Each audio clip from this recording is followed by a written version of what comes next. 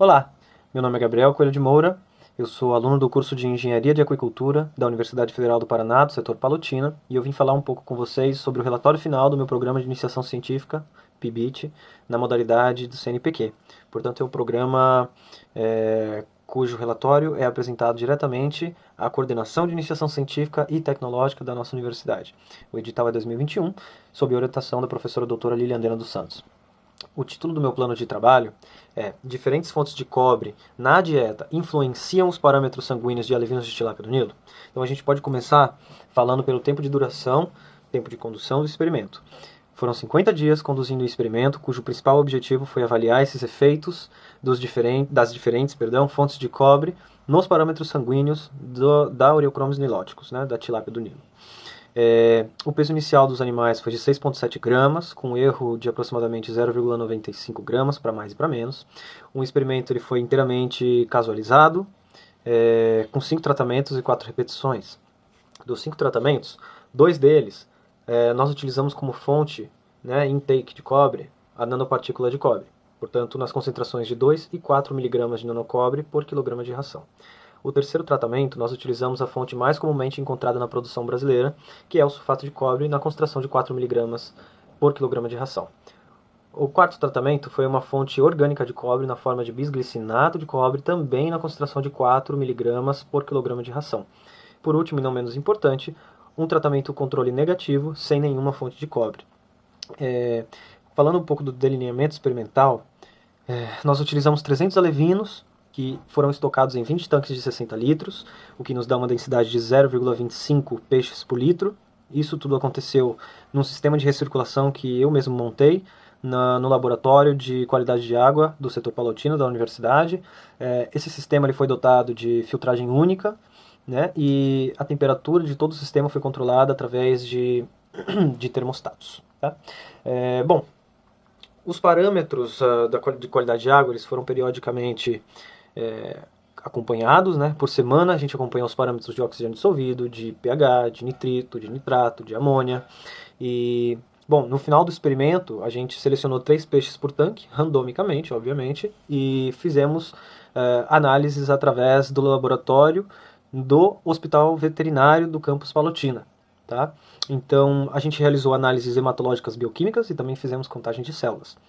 Dentre as análises hematológicas bioquímicas, a gente destaca colesterol, proteínas totais, glicose, cálcio, ureia, bilirrubina direta ou bili-D, bilirrubina total ou bili-T, transaminase glutamânica oxalacética ou TGO, transaminase glutamânica pirúvica ou TGP, fosfatase alcalina e, para a contagem das células, a gente fez hematócritos, proteínas totais e hemácias totais.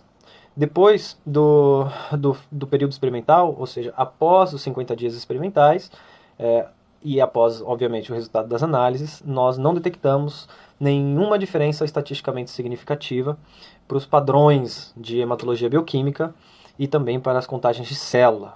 Bom, discutindo um pouco sobre o que foi o trabalho de maneira geral para mim, ele representou esforço, ele representou dedicação diária, ele representou muita atenção, muita leitura, sobretudo, porque se trata de um tema inovador, apesar de a gente saber que o cobre ele é um elemento essencial para o funcionamento bioquímico basal dos seres vivos, de maneira geral, especificamente dos peixes, que é o assunto em questão.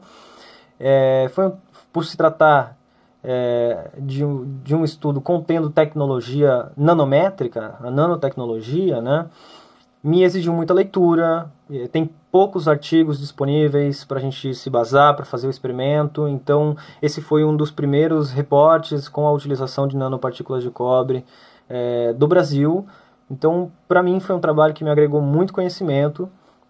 A gente consegue gerar diferentes discussões basadas nos resultados. Apesar da gente não ter encontrado significância estatística nos dados, a gente sabe que o cobre é um elemento fundamental, para nós. Ele atua como cofator enzimático, ele atua na cadeia transportadora de elétrons, portanto indiretamente na respiração. E, bom, o presente estudo ele pode abrir brecha para discussões, porque a gente verifica que mesmo no tratamento de controle negativo, onde a gente não tinha fonte de cobre, os níveis de cobre presentes nos peixes, por mais que abaixo da exigência nutricional desses peixes, eles foram suficientes para a hematopoiese adequada desses peixes e manteve esses peixes até o fim do experimento. Isso pode ser por conta do sistema de filtragem única, talvez adotando vários sistemas de filtragem isso seria diferente. Pode ser por conta das sobras de ração, apesar de eu ter cuidado muito com a sobra de ração diária, a gente sempre sabe que fica alguma coisa. Então, é um trabalho interessante, eu gostei de ter feito, faria novamente, honestamente, mudaria algumas coisas para ver se a gente obtém resultados diferentes.